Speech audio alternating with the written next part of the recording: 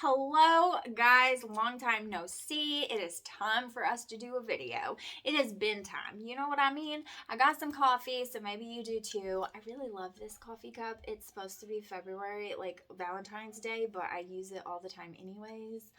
And yeah, I like it because I can hold it in my left hand and still show the writing. Is that always how it is? I don't know. Anyway, I'm going to try to have better posture because I have horrible posture, but we're going to talk. And I have something all over my shirt, probably yogurt from a child, but we're just going to pretend it blends in and we're just going to go with it, okay? All right, so I have two huge clothes baskets here that have to be folded. I have clothes that still need to be transferred from the washing machine to the dryer, and I have clothes in the dryer that are not quite done yet. So I have got lots of things to fold. And so I figured that since I'm going to be doing it anyway, I might as well do it with you guys and talk to you because it's been quite some time. So I've been trying to get back into the swing of this channel. I've been sucking at it, apparently.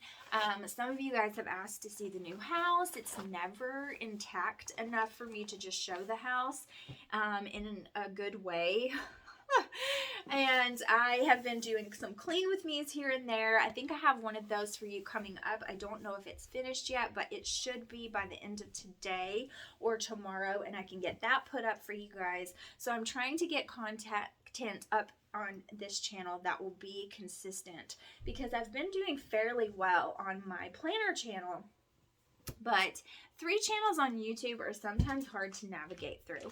Now, I did that because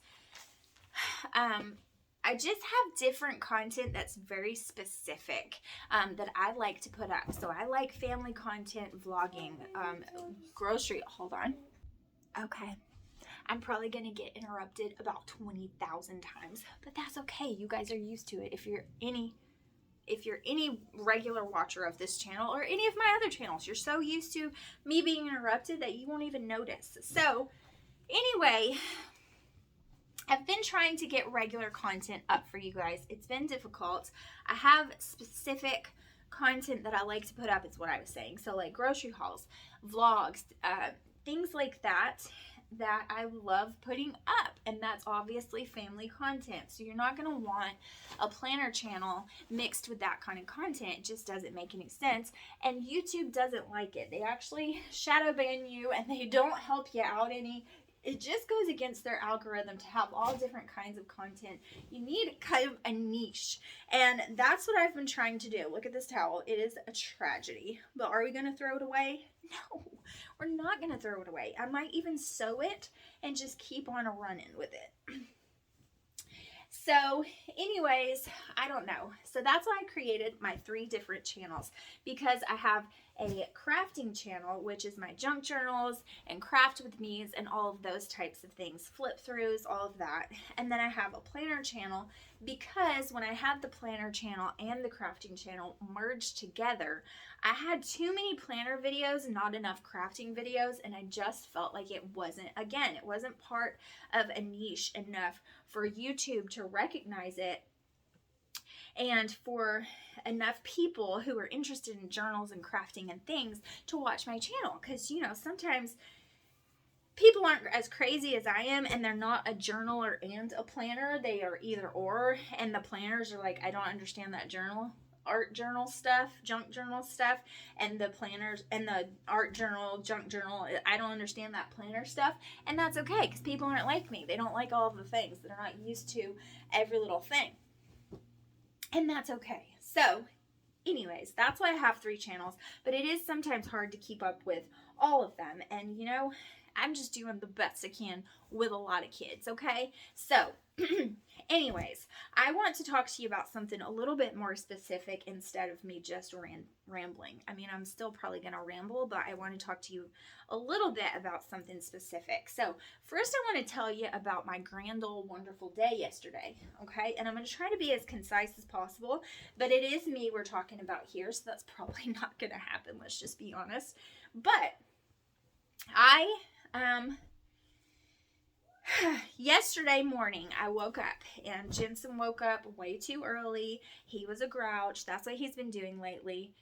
He's been waking up earlier than he probably is ready for, and I can't get him to go back to sleep. So he's a regular wake up person, okay? He still wakes up all through the night. Last night, for instance, he woke up every 2 hours. That is, every 3 hours is as good as I've ever gotten from him so far, okay? I think once when he was like 3 months old, he slept 4 hours in a row, and I thought it was a miracle of God. That only happened once. All the rest has been 3 hours or shorter, usually shorter. And when we were having ear trouble, it was every hour. And sometimes he still does that to this day. He is 13 months old. Okay, it's rough stuff around here. I don't get any sleep. It sucks really bad. He wakes up at about 4 a.m. And then from there, it's usually like 4 a.m., 5 a.m., 6 a.m., or sometimes it's 4 a.m., 6 a.m. But at 6 a.m., he's still tired. He's still not ready to go to sleep. That's the reason for lots of coffee. He's still not ready to get up, okay? So if he does wake up and cannot go back to sleep at that time, or refuses to go to sleep at that time, then he's super grouchy. He doesn't want breakfast. He doesn't want juice. He doesn't want to do anything. He doesn't want to play. He doesn't want to watch some songs and dance. He doesn't want to play ball with me. He doesn't want to do anything. He just wants to be a grouch and cry for me to hold him. But then when I hold him, he wants to be put down and roll all over me and be a grouch, whining. But he doesn't want to lay down either. It's just a mess. And we've been doing this for probably about a week straight, where he wakes up too early, refuses to go back to sleep, and is a complete and inconsolable grouch. He does this until about, if he wakes up at like 6:30 or 7, he does this until about 9:30. And then he conks out. When he conks out, he usually sleeps 2 to 3 hours, and then he wakes up on a better side of the bed. Okay, and then he's ready for another nap at like 2:30, 3 o'clock in the afternoon, which can be problematic for bedtime, but it hasn't been that big of a deal. So this is kind of the routine that we're slipping into. It's not horrible except for those first couple of hours in the morning, and then after that, it's okay. So this yesterday morning was no different. He woke up super early, didn't go back to sleep, super grouchy, inconsolable, annoying, and then at about 9:30 I was able to get him to go back to sleep, and he was sleeping peacefully in his bed. Okay, that's Jensen.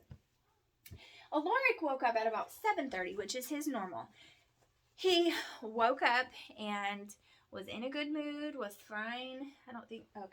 And everything was going okay. And then Tristan got up. Tristan got up kind of early for Tristan. Tristan woke up at about 8. So we're scooching on, moving along to now 9:30 because Jensen's asleep. Okay, well, Tristan was like, can I go ahead and start my school stuff so that I can get that out of the way this morning? I was like, absolutely you can. Killian's still asleep, mind you, because Killian is a night owl, cannot sleep at night. It takes him forever to go to sleep, and he constantly stays awake until very late at night and then sleeps very late in the day. Most of the time till like 11. Like, we're talking late because he's had trouble going to sleep at night. We put him to bed at bedtime, and then he's just up, down, up, down, up, down. All the excuses in the planet, all the things going on, and he will not go to sleep for forever. So that's what's going on. That's all the children accounted for, okay? So we're doing spelling. Tristan's doing this big thing. He's actually making this scavenger hunt for his brothers to do when Killian wakes up, and that's going to be part of his writing for the day, okay? He asked if he could do that as part of his writing, if I approved of like his sentence structure and the things that he was doing. I was like, yeah, for sure, no problem.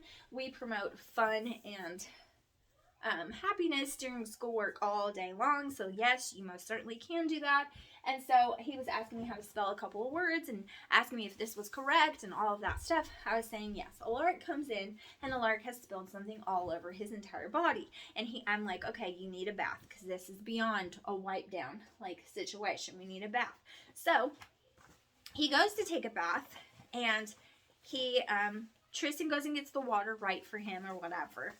And before you come for me, it's okay. The bathroom is in there. I can hear him. The door is open. Everything is fine. He is 3.5 at this point. He knows how to turn the water on, he knows how to turn the water off, but he doesn't know how to get the temperature correct. So Tristan went and did that for him, and he's in there singing. Tristan goes, my grandmother calls, okay? My grandmother calls me, and she's asking me all these kid questions about her youngest grandson, who is 2. And so I'm the kid person to ask the questions because I have like 1,000 of them. So everybody asks me those questions. Except for my siblings because they think they know it all. But everybody else asks me. And so she was asking me a whole bunch of questions. So I asked Tristan, okay, go check on Alaric. So he did. He comes back and Alaric's singing and blah, blah, blah. Alaric, right after he gets checked on, he comes out of the bath and he comes for a towel. So I get him a towel, I dry him off, I put him some clean clothes on. He's in here with me. Jensen's asleep. Killian's asleep. Tristan's in here with me. Okay, think nothing of it. I'm still answering all my grandmother's questions, blah, blah, blah. A few minutes later, Tristan goes in to get something out of Killian and Alaric's room and says, oh my God. And I'm like, what? And he comes in here and he takes off his socks and puts them in the laundry and they're soaked. And I said, did Alaric get water everywhere? And he said, it flooded.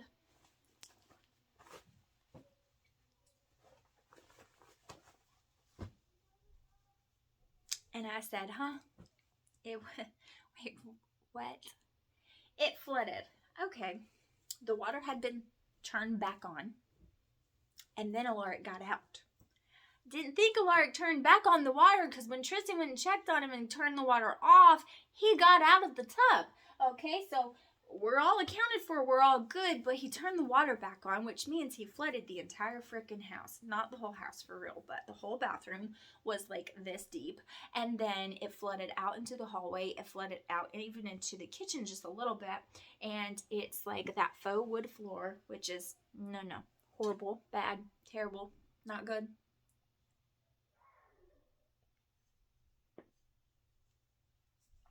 So I spent 3 hours.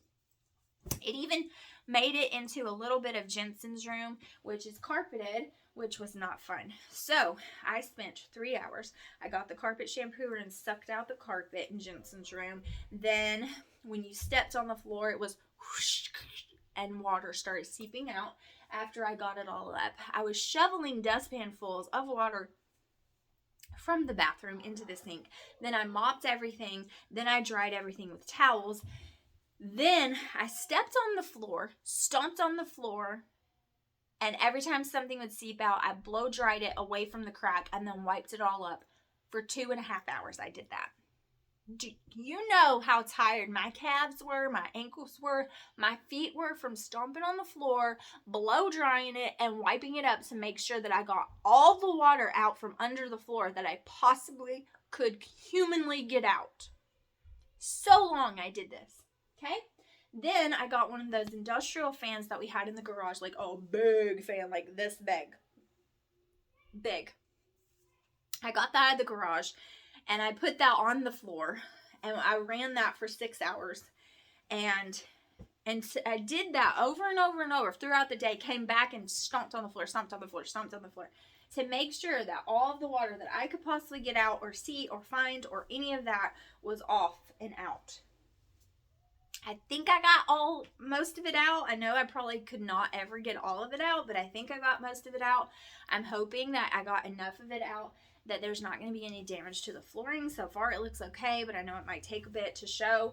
But holy God, you guys, are you kidding me? So then, while I'm doing all of that, I decided to make lunch for the kids. Like, it's time to make lunch for everyone. Okay. What would you like for lunch? We want breakfast food. Okay, sounds fine to me. So I made them some eggs and I made them some pancakes. My vent hood, it automatically turns on the vent when you have like a smoke situation. When it feels like it's getting smoky up there, it automatically turns on the vent. Well, it didn't. But since I know it automatically turns on, I didn't think anything about it. Checking to see if it was on, listening for the sound, because the industrial fan is whoa in the whole house, so I don't notice the vents not on. Okay, well, the industrial fan is focused on the flooring, so it's not like circulating through the whole house, it's just on the hall floor. So obviously it's not doing anything.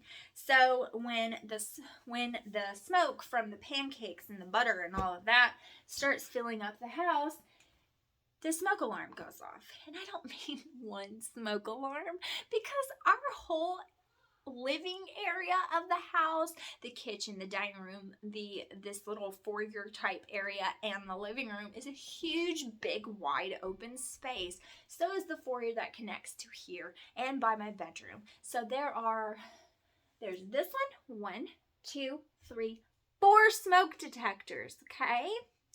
4 smoke detectors in that vicinity. I think there's actually 5 once you get into the hallway, but the industrial fan was at least taking care of that one for me. But there's 4 smoke detectors, and they all went off. Every last one of them. So Alaric starts screaming his head off and freaking the heck out, and he's trying to run into a room, but he runs into my room, which also has a smoke detector, which is also going off because it's right by the kitchen. And so he's screaming again because he can't get away and he doesn't know where to go, and it's too loud. Alaric does not like super loud noises. He does not like them. He's never liked them. Even as a child, he hates super loud noises. They freak him the heck out, and he's screaming. So then, because he's screaming and because of the loud noises, Jensen looks at him and sees his face and his troubled soul, and he starts screaming his head off. So I have all the smoke alarms going off. I have them screaming their freaking head off, and I'm trying to open the door and do this thing so it can let some fresh air in, which of course it's the one day there's no breeze whatsoever, and I know that the neighbors in the back can totally hear everything that's going on. And so I'm like, hooray, we're gonna be those people. So I've got kids screaming at the top of their lungs, crying, and I've got all the smoke detectors going off.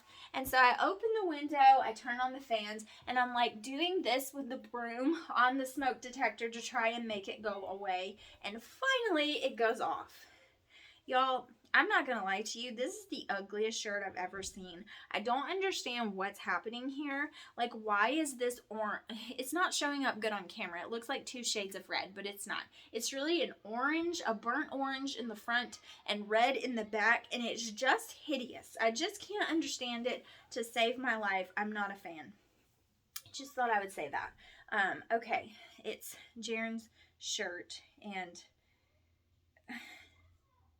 I also don't really understand why it's a medium in men. I just, I don't get it. But I'm just going to put that over there. Okay, so that was going on. Also, pretty sure, since there's a pause, pretty sure I need to retire these leggings because there's holes all in the butt and the crotch too. So, I think it's time for these to go. Pretty sure, just saying. So let's just get rid of those. Gonna need some more.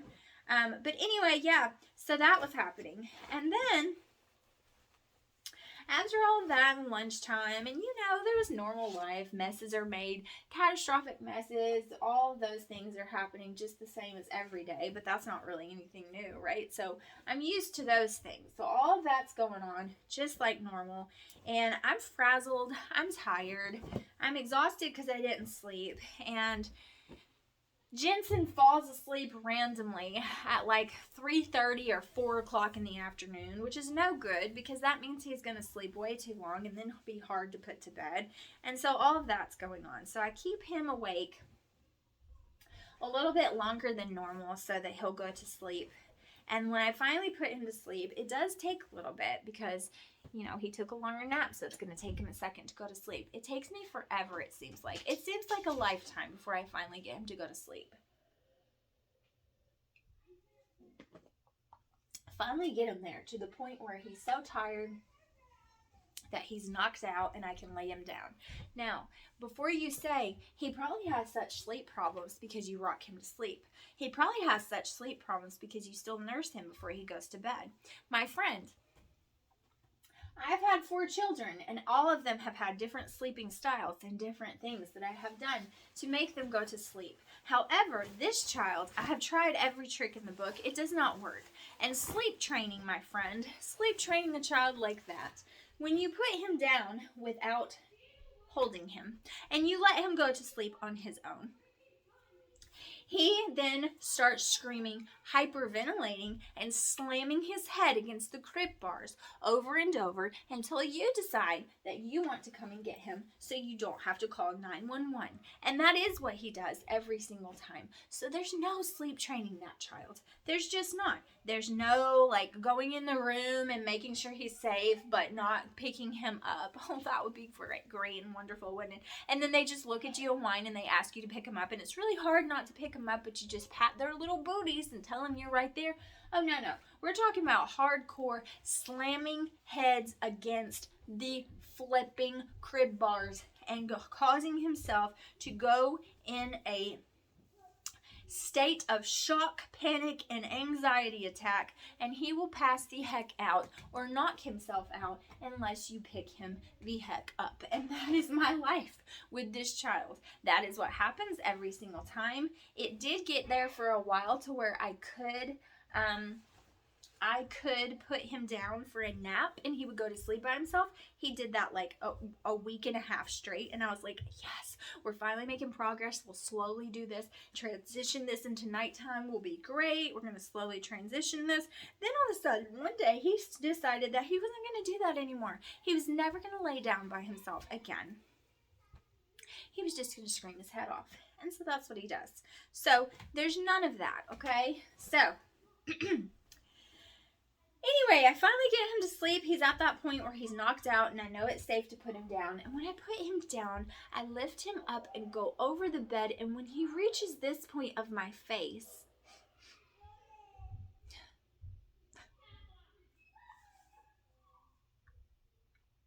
I smell a whiff of something. A whiff. And upon investigation of that whiff, when I lean over into the crib, now the crib is handmade and my dad made it.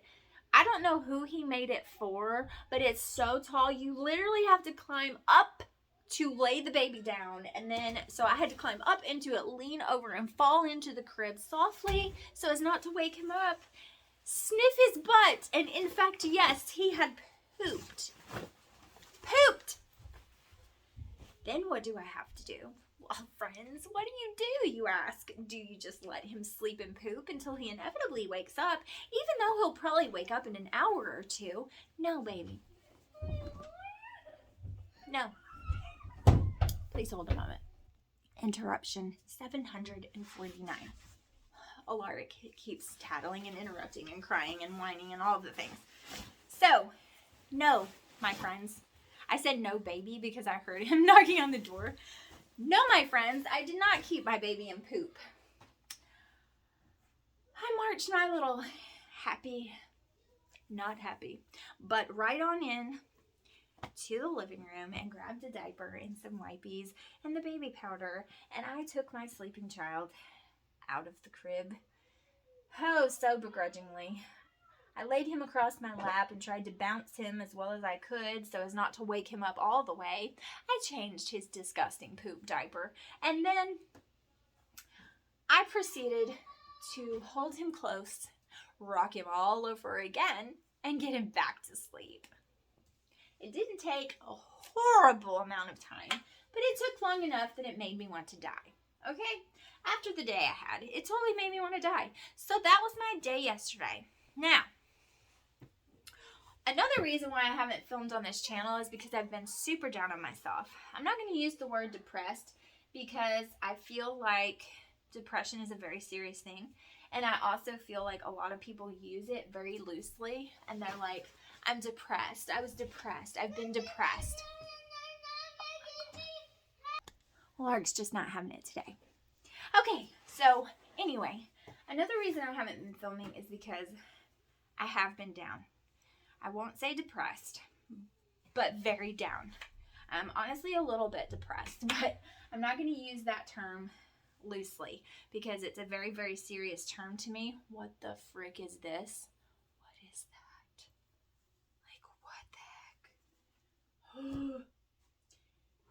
But I will say, like, super, super down. And a lot of it, honestly, lukewarm coffee is not my thing. It's just not my thing, guys. A lot of it has been down on myself. I have felt very down on myself. And there's not really a specific reason why. It hasn't been like, I hate my hair today and I hate my face and blah, blah. It's not been specific like that. I've just felt down on myself. And I will say to you, when I'm not super productive, and you might look at different things, and you might look at the 3 different channels of different aspects of my life that I show.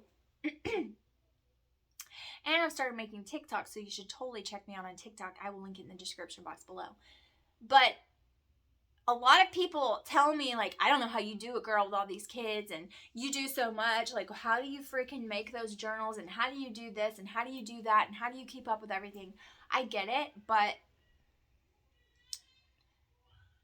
I have to do it. I have to be that way. That's me. If I'm not go, do this, do that, do this, do that, be productive. If I don't do that, I feel totally empty. I feel frustrated. I feel like a failure. I don't like not being productive. It makes me feel bad, like really bad. If I'm not in my planners and doing videos and editing the videos and processing the videos and making a journal and doing homeschool and cleaning up the house and playing with the kids and doing with the kids and doing this and doing that and going outside and doing walks, like if I'm not active and doing something all the time, I just don't like it, you know? I'm not the kind of person who can just sit down and like watch a show or sit down and watch a movie. Like Joshua gets so mad at me all the time because he's like, watch a movie with me. And I'm like, okay, cool. And I'm like bringing one of my planners in there and playing with stickers and I'm like watching the movie and he's like, you're not watching this. And I'm like, yes, I am. And he's like, no, you're not. You're playing with stickers. And I'm like, it's not his voice. I don't know why that's his voice. And I'm like, okay, but I have to do something with my hands, man. You know, like, I can't just be still. Like, what the heck? I can't. I have to do something with my hands. And that's the way I've been feeling. And honest to God, we've been going through some things personally. And it's been rough. It's been a struggle. And it's not been fun, and we've been trying to navigate through it as best we can. And no, nobody's cheated on anybody, and we're not getting a divorce, and because I know that's the first place that people's head goes, and it's not that, so I don't want you to think that. But we've been going through some things, and it's been really tough and really, really, really, really, really, really rough for a while. And I've been trying to navigate through it, and I've been trying to feel okay about things, and I just haven't. And you can see somebody across the room and you don't know what they're going through. You don't know. They may not be okay. So, we have to be there for each other. And we have to, why is this in here? It's like totally dirty. Like somebody threw it in the dirty clothes and it landed in the clean clothes basket. This too. But it's just, I haven't been okay. And, we started going to church at a new church, and our church family is amazing, and they're great, but I'm not really close to anybody yet, and I know those things will come with time, but let's just face it, you guys, I'm not a good person to, like, meet people and be friends. And the reason why I have really contemplated this, and I think I said this in a planner video once, that I just filmed, but I think it's because I'm not the kind of person who's like, hey, you want to be friends? You want to have coffee? Hey, you want to have coffee?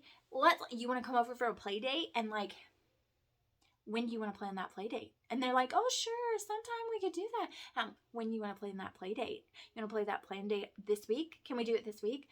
Like, because I feel like, what if that person doesn't like me as much as I like them? And then I'm like, pushing myself on that person, and they feel obligated to do that with me because I'm pushing myself on them, and they're nice and they want to be nice. What if I'm that person to them that they're like, oh yeah, she's nice, but I don't know, we're not clicking very well.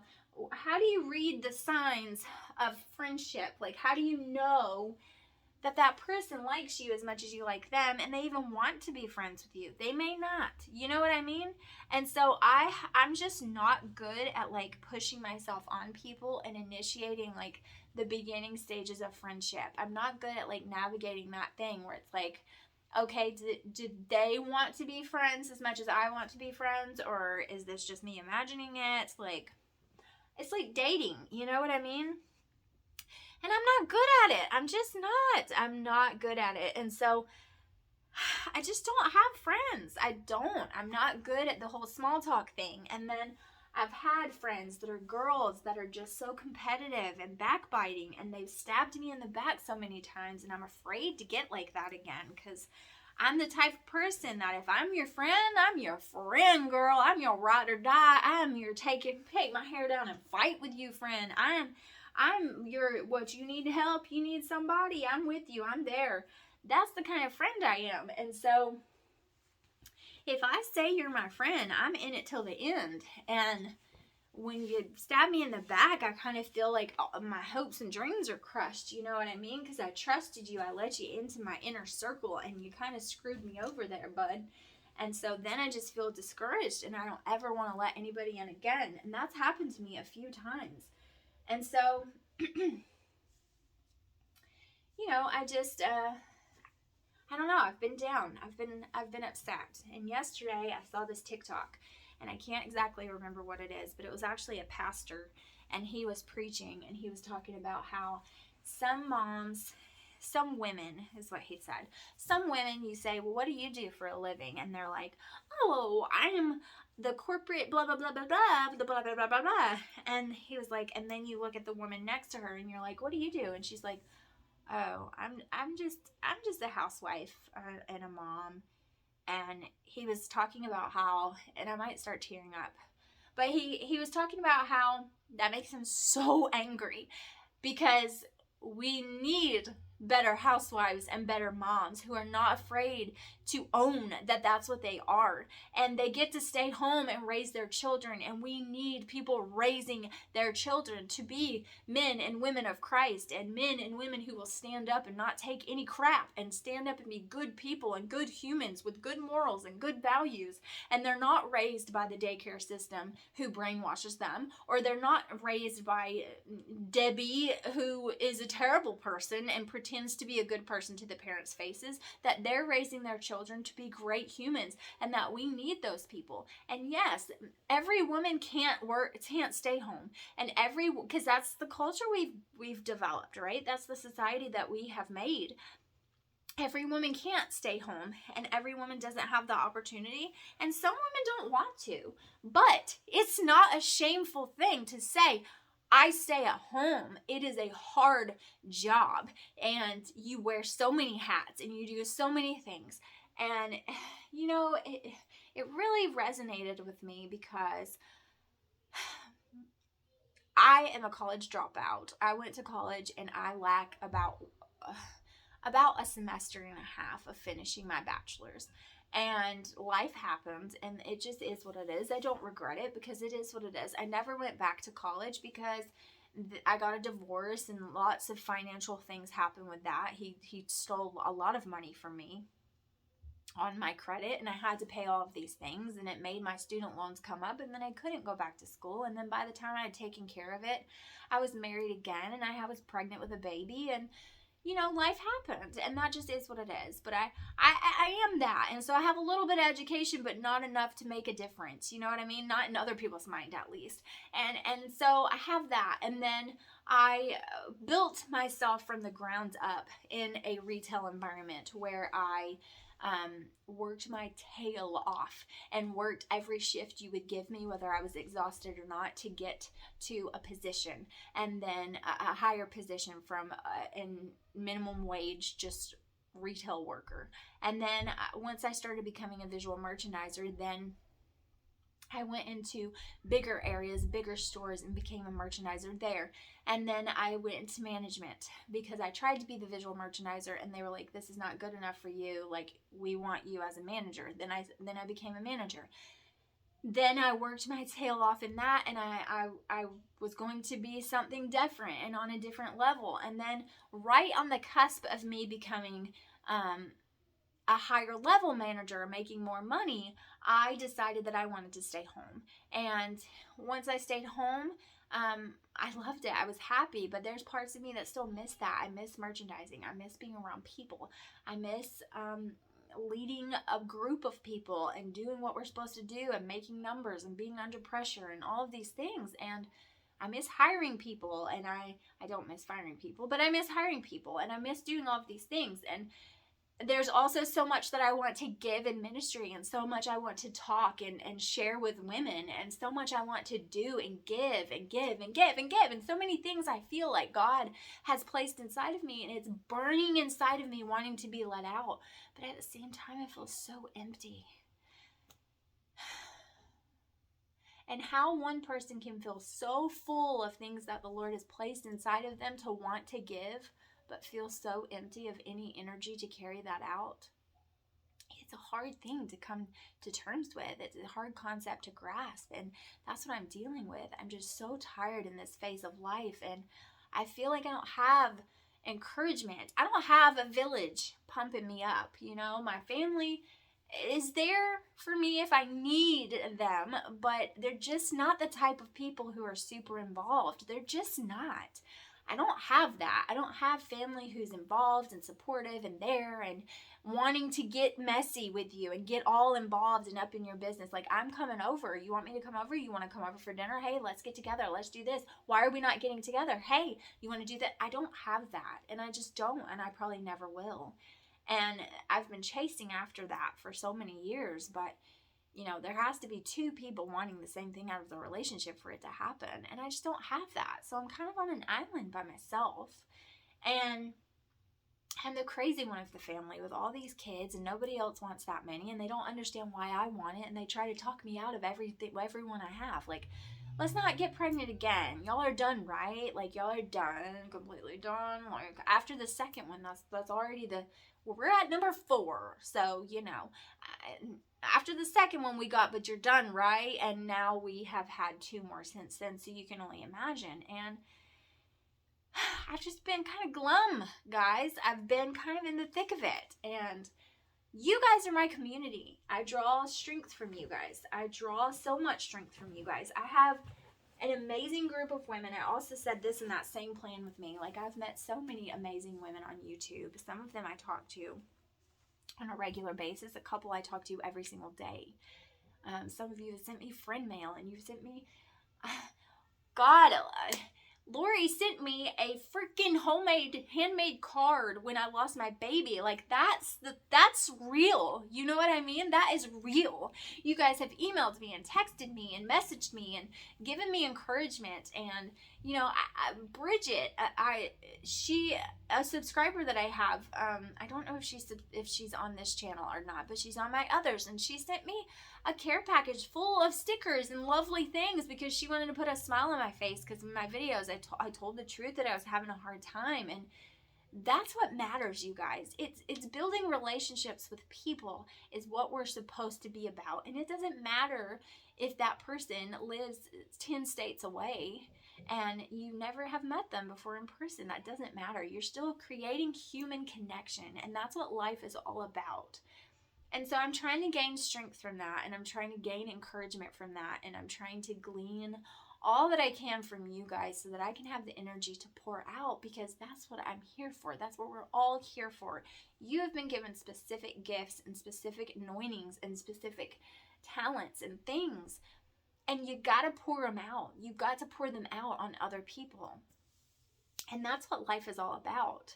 That gives us strength to come together, because you guys, I don't know if you know this, but our country and our world needs that right now. Desperately. It's just hungry for us to come together as a community. And that would solve so many of the world's problems if we were just together and lifted each other up and stood for what's right together as a whole, instead of everybody fending for themselves. Aren't you tired of the fend for yourself mentality? Like, isn't that old at this point? But yeah, that's my soapbox for 40 minutes. I told you about my hilarious but, tragic and normal day, and that kind of a day can really suck it out of you, you know. And that's what I've been having more often than not. It's just days like that, and I know that it's just the enemy trying to get me down and feel like I'm all alone and overwhelmed and tired and stressed out and by myself with all these crazies who I love. But God has blessed me with them, and God has equipped me with the strength, whether I feel it or not, to deal with these crazies and all that they bring to the table. So if you need a reminder, like I have needed a reminder lately, then this is it for you. This is your wake-up call. It's going to be okay. I'm here. I'm going to try to be more consistent with my videos because I want to share with all of you. So just know that I'm here. Know that I'm always here. You can always talk to me. You can email me. I'll try to remember to link my email down below. If I don't remember, just tell me. Girl, you forgot again. You need to tell me what it is. What's your email? What's your TikTok? What's this? What's that? So I can get in touch with you and connect, because that's what matters and that's what counts. So thank you guys so much for watching, for dealing with the interruptions, for dealing with my craziness, and just for dealing with everything. Thank you so much for being there, because you guys have absolutely no idea how much it means to me. So thank you. I will see you guys in the next video. Bye, guys.